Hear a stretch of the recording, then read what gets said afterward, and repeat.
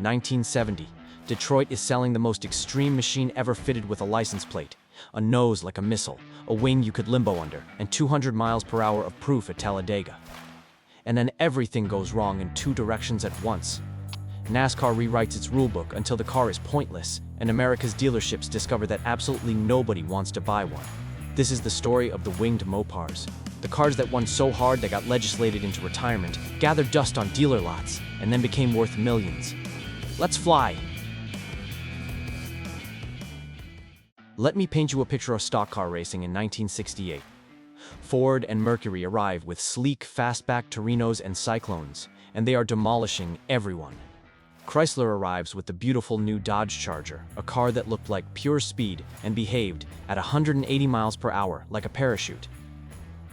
That gorgeous recessed grille, an air scoop. That elegant tunneled rear window, a vacuum cleaner. Dodge had styled a masterpiece and engineered a kite. And every Sunday, on national television, the wind reminded them.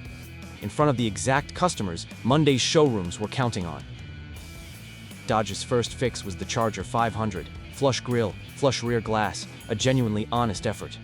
It helped the way a bucket helps a sinking ship. Because Ford had already gone further, grafting stretched, drooping noses onto the Torino and the Cyclone to create the Talladega and the Cyclone spoiler too, built during the first weeks of 1969 and pointed straight at the record books. We covered Ford's Aero madness in our 200-mile-per-hour NASCAR monster episode. What we didn't cover is the corporate tantrum those Fords triggered inside Chrysler.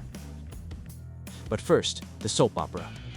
Richard Petty, Plymouth's crown jewel, the king of stock car racing, asked corporate for a weapon that could fight the Fords. Plymouth said no. So in the fall of 1968, the king did the unthinkable. He signed with Ford. And here's the detail that still makes Mopar loyalists flinch. Petty spent all of 1969 winning in a Ford Torino Talladega, including his 100th career victory. Win number 100. In a Ford. That's the face of Coca-Cola filming a full year of Pepsi commercials and drinking every drop on camera. Dodge's response was to stop thinking like car stylists and start thinking like the aerospace industry, literally, because engineers with aerospace backgrounds took the Charger into the wind tunnel. What came out was something Detroit had never seen. A sheet metal wedge of a nose cone replacing the entire front end, hidden headlights, reversed fender scoops, and out back, a stabilizer wing 23 inches tall, standing on struts like a goalpost that lost an argument with a jet fighter. They named it the Charger Daytona. Subtlety had officially left the building. There was just one problem, NASCAR's favorite word, homologation. If you wanted to race it on Sunday, you had to sell it on Monday. At least 500 street cars to real customers with real warranties. So Dodge shipped Chargers to a contractor called Creative Industries, bolted on the noses and wings, and built just over 500 Daytonas, 503 by most counts. Which means that in 1969, an ordinary American could walk into a Dodge dealership and drive home a barely disguised wind tunnel experiment. With monthly payments, the street Daytona offered two answers to every question. The standard 440 Magnum with 375 horsepower, or the 426 Hemi, conservatively rated at 425 horsepower, a number most historians file under corporate modesty. Roughly 70 buyers checked the Hemi box. Roughly 70. Hold on to that number, because near the end of this video, it turns into the kind of money that buys a house. Several houses, in very good neighborhoods. September 14th, 1969. Bill France opens his brand new Talladega Superspeedway. The biggest, fastest oval NASCAR had ever seen, and the Daytona shows up for its debut. Then the weekend collapses. The tires of the era simply couldn't survive the speeds, and most of the sport's biggest stars, citing safety concerns, packed up and left. The boycott left a field of substitutes, a scoring dispute at the finish, and a race so chaotic it's still described as one of the worst in NASCAR history. And who won it? Richard Brickhouse in a Dodge Charger Daytona. First race, first victory. Ugly? Deeply? Official? Absolutely. So the scoreboard reads, one very strange win, one furious garage area, and 503 deeply confused customers. Let that settle, because Ford was about to enjoy the last laugh of the decade. Because here's the reality check. 1969 delivered. Ford dominated the season. David Pearson took the championship in a Torino Talladega. Petty finished second. also in a Talladega. Talladega swept the top of the standings, and by period tallies, the mighty winged Daytona won exactly 2 races all year. 2. Dodge had built the most radical car in NASCAR history and spent the season watching Ford celebrate with champagne. In Detroit, that's not a setback. That's a declaration of war. And for 1970, Chrysler was about to escalate in the most gloriously irresponsible way possible. First, NASCAR moved the goalposts. For 1970, homologation no longer meant 500 cars. It meant 1 street car for every 2 dealerships the manufacturer had. For Plymouth, the math came to at least 1,920 cars. The rule was clearly designed to make these science experiments financially insane to build. Plymouth's response? Fine, we'll build nearly 2,000. Because Plymouth wasn't just chasing trophies anymore. Plymouth was chasing something far more expensive. Plymouth wanted the king back. And that's what the Superbird really was, a 1,900 car apology letter to Richard Petty. Take the Roadrunner, graft on a nose cone, plant a towering wing behind the trunk, paint one of them Petty blue, and slide the keys across the table. It worked. Petty came home for 1970. Somewhere in Dearborn, an executive stared at his suddenly empty Talladega and learned the oldest lesson in racing: never assume the king assigned a long lease. Now let's appreciate the street Superbird for the beautiful absurdity it was. The nose cone added 19 inches, stretching the car to over 18 feet long. The wing towered 58 inches off the ground, and no, that height wasn't purely aerodynamic. It was also placed up there, so the trunk lid could still open underneath it. Groceries were considered in the wind tunnel. And because this was based on the Roadrunner, the horn went beep beep, officially licensed from Warner Brothers, with cartoon Roadrunner decals right on the wing struts. A 200-mile-per-hour weapon, wearing a cartoon bird. 1970 was magnificent. Under the hood, 3 choices. The standard 440 Super Commando, 375 horsepower. The 446 barrel, 3 carburetors, 390 horsepower. Or the 426 Hemi, 425 horsepower on paper, and generally accepted among historians to have been rated with remarkable modesty. Out of 1,935 Superbirds built by most counts, just 135 got the Hemi. 135. Period testing in April of 1970 clocked the base car at 5.5 seconds to 60. In 1970, that was scalded cat territory. February 22, 1970, the Daytona 500 and the Superbird's first exam. Petty's blue number 43 lasted exactly 7 laps before the engine let go. Disaster?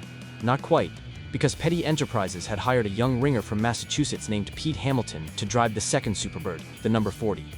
And with 9 laps to go, the rookie hunted down David Pearson, the reigning champion, in a Ford, and beat him to the line by 3 car lengths. The Superbird's very first victory came in the biggest race in America. Plymouth's apology letter had just cashed its first check. Then came March 24, 1970, the day the sport's 4-minute mile finally fell. At Talladega, Chrysler engineers rolled out a Hemi-powered Daytona test mule, car number 88, with Buddy Baker strapped inside and NASCAR's own chief timekeeper running the clocks to make it official. On lap 30 of the session, the barrier cracked 200.096, and Baker kept pushing. By the end of the day, 200.447 miles per hour. 200.447. The first officially timed lap over 200 miles per hour on a closed course in history, set by a Dodge wearing a wing. And because this story refuses to behave, here's the part nobody believes. That record-setting car wasn't even built for racing. Number 88 was an engineering mule that started life as a press loaner, a car journalists borrowed for test drives, until it was stolen in California, stripped, recovered, and rebuilt by Chrysler's engineers into their development workhorse. The fastest closed-course machine on planet Earth was a recovered theft case with a company parking sticker. Detroit in 1970 simply did not do boring. 200 miles per hour. A Daytona 500 trophy, the king back in blue. Take a breath and enjoy the altitude, because the fall from up here is going to be spectacular. The rest of 1970 belonged to the wings. Hamilton took his Superbird back to Talladega and swept both races there. Petty piled up 18 victories across his Superbirds and his short-track Roadrunners. And the championship went to Bobby Isaac, who leaned on a winged Dodge Daytona whenever the schedule got fast. By period tallies, the Daytona collected 6 wins across its 2 seasons, and the Superbird 8 in its single year. And on the super speedways that mattered most, the shape of the future had a nose cone. The Aero war was over. Chrysler had won it. Which is exactly when everything went wrong. Because while the race cars were rewriting physics, the street cars were conducting a very different experiment in public humiliation. Walk into a Plymouth dealership in 1970. A regular Roadrunner, $2,896. The Superbird parked next to it, around $4,300 to start, nearly 50% more, and climbing past $5,000 for a Hemi. Same basic car underneath.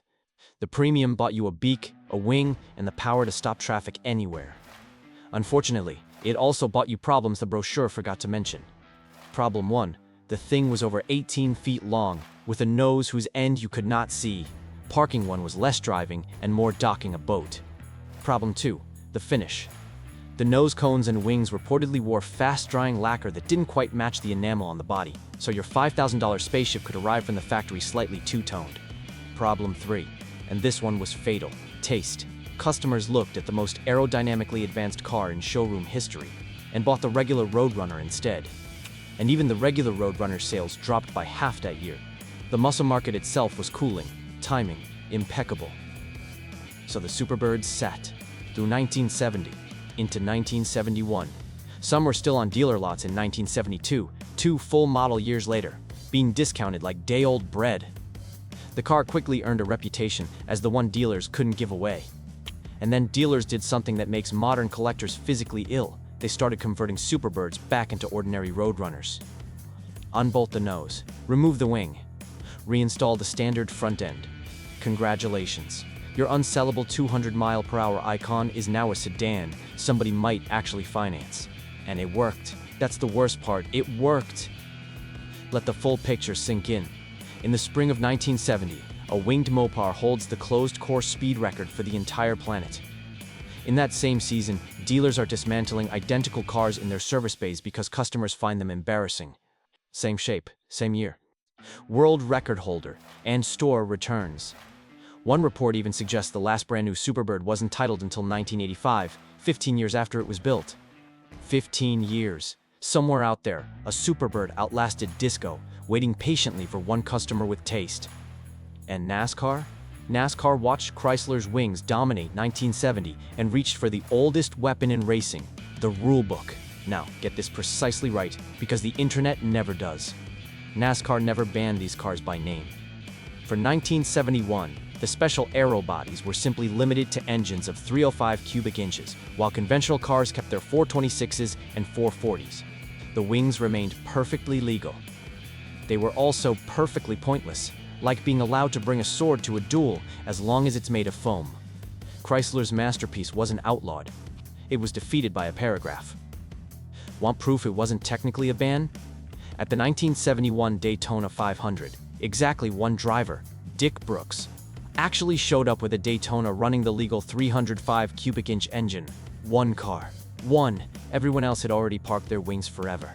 And just like that, the most extreme chapter in stock car history closed after 2 seasons.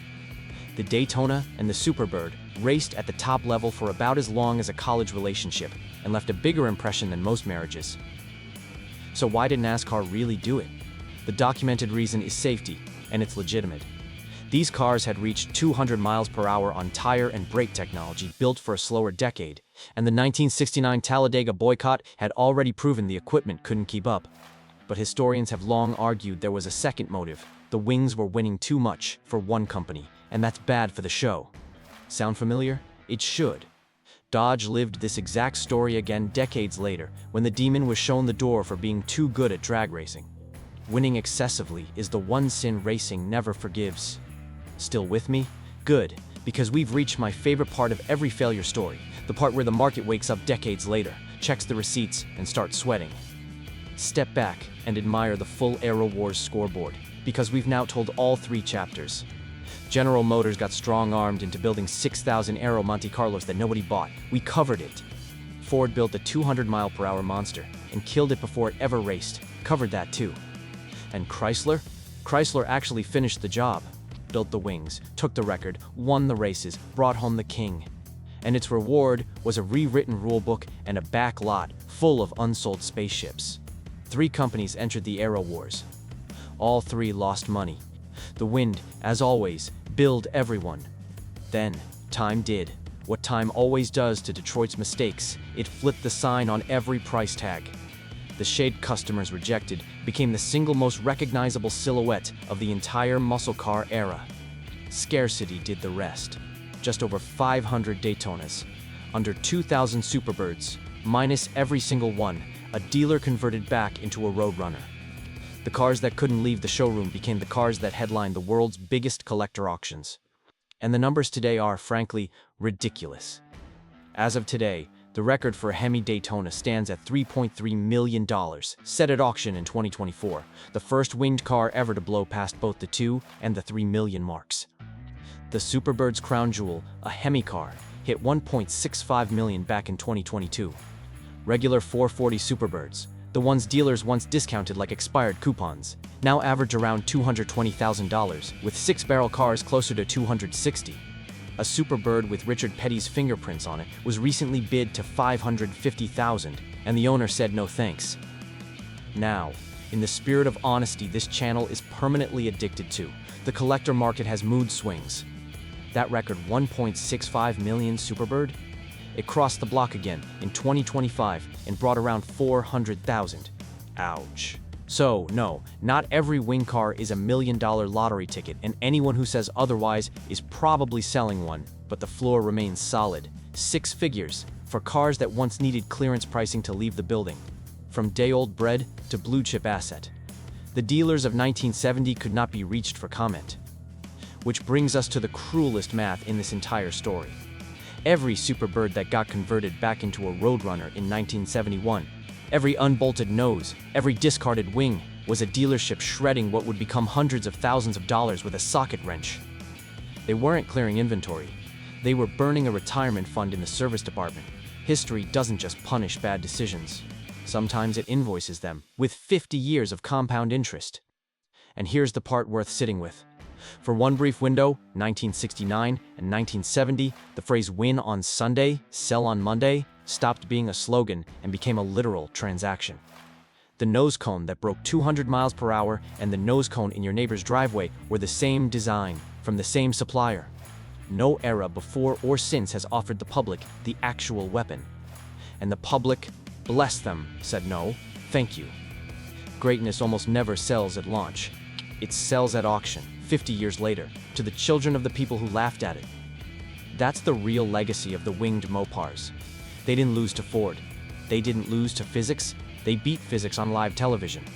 They lost to a paragraph in a rulebook and to the taste of the very customers they were built to impress. Too fast for the sanctioning body. Too strange for the showroom. And, as it turns out, exactly right for history. The Daytona and the Superbird are proof that being ahead of your time is just being wrong on a delay. A very profitable delay for somebody else. So the next time somebody tells you that winning solves everything, walk them through 1970. Show them a boycotted debut, a stolen test mule running 200.447, a rookie stealing the Daytona 500, and the king himself back in petty blue. Then show them the same cars gathering dust behind dealerships, wings in dumpsters, noses in parts bins. And then show them the hammer falling at 3.3 million. Winning starts the story. The rulebook ends the racing. But scarcity? Scarcity writes the last laugh, and it always signs in 7 figures. If you enjoyed watching Detroit strap a wing to a sedan, break the 200-mile-per-hour barrier, and then get grounded by paperwork and public taste, you're in the right garage. Hit subscribe. Around here, we never convert legends back into sedans. Now settle it in the comments. The Daytona that broke the barrier, or the Superbird that brought back the king? Which wing flies in your dream garage?